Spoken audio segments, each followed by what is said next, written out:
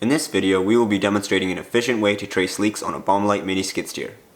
Use a flashlight and shine under the unit to see where it's wet.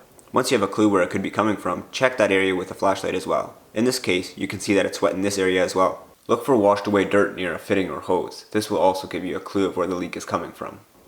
We also noticed that the hoses were wet, but the leak might still be farther behind the hoses. And sure enough, you will notice that behind here is a wet fitting and cover. We checked the O-ring on the fitting first, since it's easier to check than the seal on the cover, and we noticed that the O-ring isn't damaged, so that means the leak must be coming from the cover. To make sure that the leak is coming from here, you can wipe the area dry, then start up the mini skid steer and pressurize the system to see if more drops come out.